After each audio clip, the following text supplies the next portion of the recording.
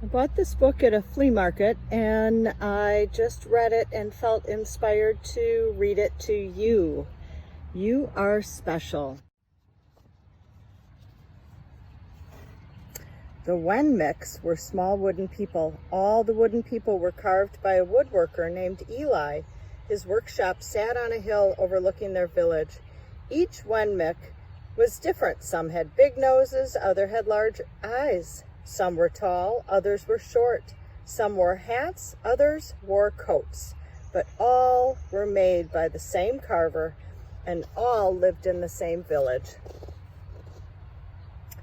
And all day, every day, the Wenmicks did the same thing. They gave each other stickers. Each Wenmick had a box of gold star stickers and a box of gray dot stickers. Up and down the streets all over the city, people spent their days sticking stars or dots on one another.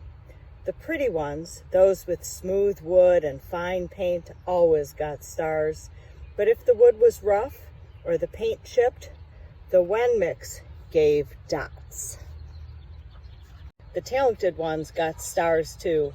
Some could lift big sticks high above their heads or jump over tall boxes. Still others knew big words or could sing pretty songs. Everyone gave them stars. Some Wenmicks had stars all over them. Every time they got a star, it made them feel so good. It made them want to do something else to get another star. Others, though, could do little, and they got gray dots. Punchinello was one of these. He tried to jump like the others, but he always fell. And when he fell, the others would gather around and give him dots. Sometimes when he fell, his wood got scratched, so the people would give him more dots. Then, when he would try to explain why he fell, he would say something silly, and the Wenmicks would give him more dots. After a while, he had so many dots that he didn't want to go outside. He was afraid he would do something dumb, such as forget his hat or step in the water, and then people would give him another dot. In fact, he had so many gray dots that some people would come up and give him one for no reason at all. He deserves lots of dots, the wooden people would agree with one another. He's not a good wooden person.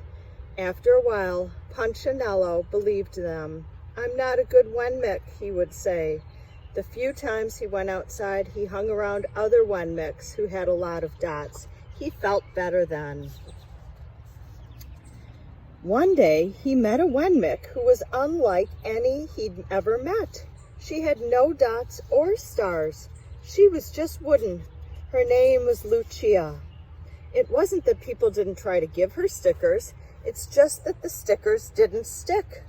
Some of the Wenmicks admired Lucia for having no dots, so they would run up and give her a star, but it would fall off. Others would look down on her for having no stars, so they would give her a dot, but it wouldn't stay either. That's the way I want to be, thought Punchinello. I don't want anyone's marks. So he asked the stickerless Wenmick, how did she do it? It's easy, Lucia said. Every day I go see Eli. Eli? Yes, Eli, the wood carver. I sit on the workshop with him. Why? Why don't you find out for yourself? Go up to the hill, he's there. And with that, the Wenmick, who had no stickers, turned and skipped away. But will he want to see me? Punchinello cried out. Lucia didn't hear. So Punchinello went home. He sat near a window and watched the wooden people as they scurried around, giving each other stars and dots. It's not right, he muttered to himself, and he decided to go and see Eli. He walked up the narrow path to the top of the hill and stepped into the big shop. His wooden eyes widened at the size of everything. The stool was as tall as he was. He had to stretch on his tiptoes to see the top of the workbench. A hammer was as long as his arm. Punchinello swallowed hard. "I'm not staying here," and he turned to leave. And then he heard his name. "Punchinello?" The voice was deep and strong. Punchinello stopped. "Punchinello, how good to see you! Come and let me have a look at you." Punchinello turned slowly and looked at the large bearded craftsman. "You know my name?" the little one Mick asked. "Of course I do. I made you." Eli stooped down and picked him up and set him on the bench. The maker spoke thoughtfully as he looked at the gray dots. "Looks like you've been given some bad marks." "I didn't mean to, Eli. I really tried hard." "Oh, you don't have to defend yourself to me, child. I don't care what other wind marks think." "You don't?" "No, and you shouldn't either. Who are they to give you stars or dots?" "Well, they're wind marks just like you." "What they think doesn't matter, Punchinello. All that matters is what I think. And I think you are pretty special." Punchinello laughed. "Me? Special? Why? I can't walk fast. I can't jump. My paint is peeling. Why do I matter to you?"